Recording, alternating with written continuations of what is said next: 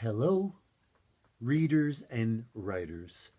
I am Anthony L. Manna, otherwise known as Professor Grandpa Tonio, the book guy and the writing guy.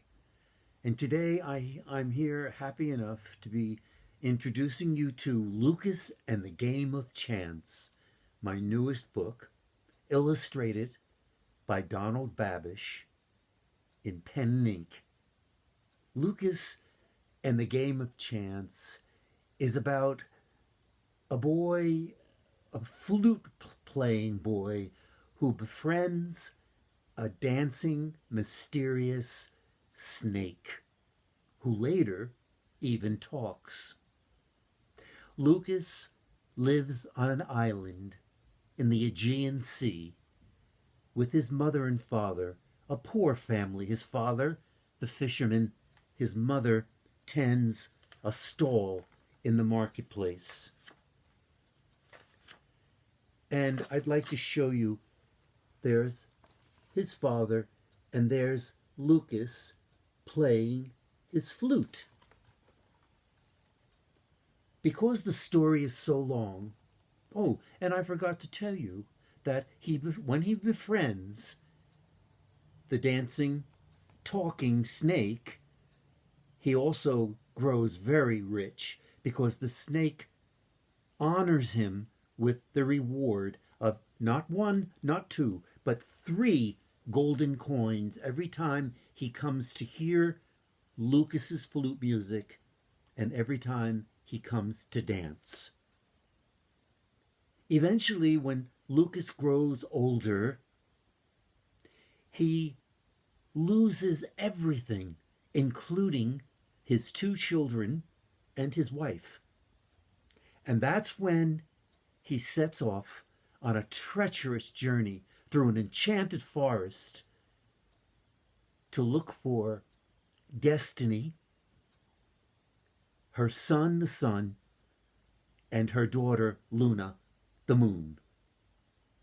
Certainly, they will help him restore his life and forgive him so that he can go back to the world and the life that he knew before he lost everything in a card game, a game of chance. Loukas and the Game of Chance.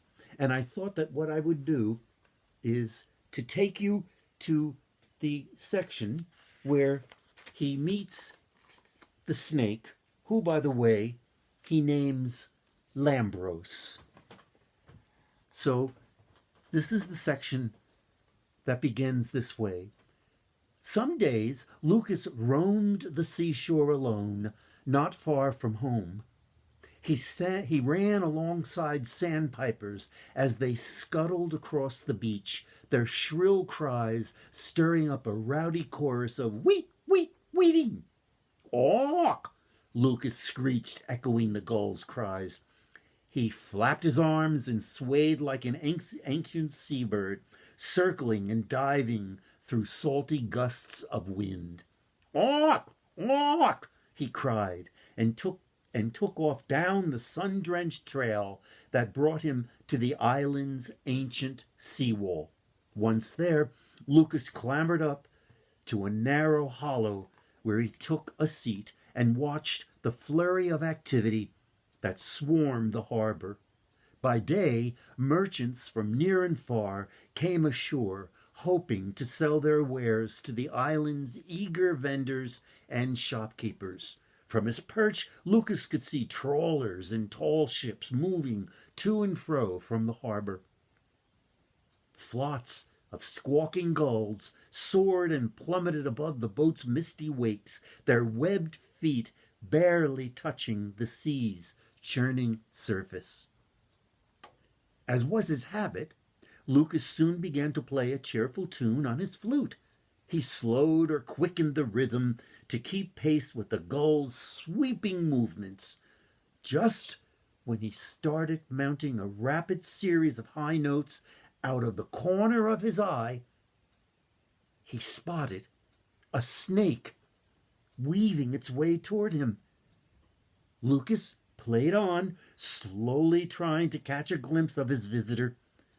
This snake looked just like the snakes Loukas and his friends came upon in the island's rocky hillsides. From the snake's markings, Loukas could tell it was a leopard snake. Islanders welcomed leopard snakes into their gardens. From the ancient tales came the belief that leopard snakes brought good luck to households. Because their fangs dripped no venom, leopard snakes were favored as pets throughout the island. In the bright sunlight, the snake's silver scales glowed with a trail of dark-edged reddish-brown stripes.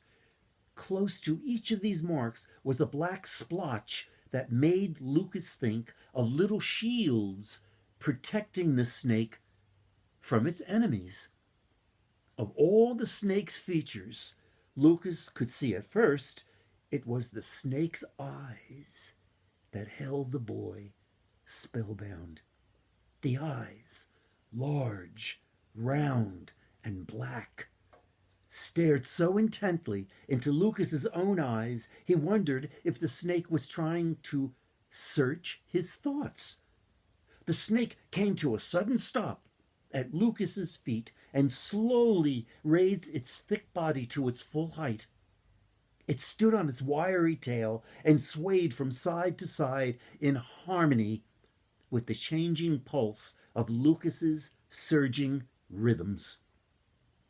Loukas slowed the tempo and brought the song through its final measures. At once, the snake sank to the ground and slithered across the same stony path that had led it to the boy and the delightful sounds of his flute. Before retreating to its shelter, it twisted its head around and peered at Loukas, its tongue flickering a steady beat. Once the snake had slipped away, Loukas drew in a breath at what he saw on the path before him. In its wake, the snake had left behind a gift of not one, not two, but 3 gold coins that shimmered in the sun's brilliant light. Loukas called out, "Thank you," to the snake. "My prayers have been answered," Loukas said aloud, while making the sign of the cross. Like his mother and father, he often prayed for an end to the suffering the family was made to endure with only a few pennies to see them through each and every day. The snake's gift means there will be enough food on the table and an end to our aching stomachs, Loukas thought. It meant his mother could repair her stall at the village market where she sold fish and herbs. It meant his father could buy supplies to overhaul his rowboat and replace the worn oars. It meant his family could mend the chinks in the cottage walls and patch the cottage's crumbling foundation. It meant they could return the kindness of neighbors who had come to the family's rescue when their pantry had gone empty and only a few fish had made it into their basket. Now they could reach out to neighbors who needed their help to survive. It could be his family's mission. In less time than it takes to blink an eye, Loukas wrapped the coins in the cloth he used for wiping down his flute. He then grabbed his things and sped down the trail to the dock where he waited for his father's return. Loukas' heart was nearly bursting with excitement from anticipating his parents' surprise when they would first lay eyes on the snake's precious offering. The second his father stepped onto the dock, Loukas rushed headlong into a story about meeting up with the snake. Not once did he take a breath until he came to the part where the snake had left in its wake not 1, not 2, but 3 gold coins. When Loukas' story ended, the two hurried off to their cottage to bring the news to Lucas's mother. As fate would have it, the father announced, all the while unfolding the cloth that held the treasure with trembling hands, the spell cast by our son's music has brought us a stroke of good luck. Oh, my son, Lucas's father continued, on this wonderful day, your gift of music has touched our lives with a special blessing. Let us offer a prayer of thanks, Lucas's mother said. Seconds later, Lucas joined his mother and father at the makeshift altar that stood in a corner of their cottage. They knelt before the small statue of St. Lucas, the family's protector, that stood on the altar. St. Lucas, holy guardian, please accept our gratitude for the help you have brought to us today, Lucas's father prayed. We share with you our endless gratitude for giving us the means to survive, said Lucas's mother. And for the snake, Lucas added. Praise the snake that found its way to my music. That gave me 3 gold coins and a better life for my family. Amen, they said together. If your luck holds out and the snake comes by the seawall to be entertained by you once again, Lucas's mother said to her son, be sure to play a song to let the snake know how deeply grateful our family is for helping us pull through these difficult times. Early the next morning, as soon as Lucas settled into a seawall lookout and began playing a string of simple chords, the snake emerged from its burrow and slithered over to where Lucas sat.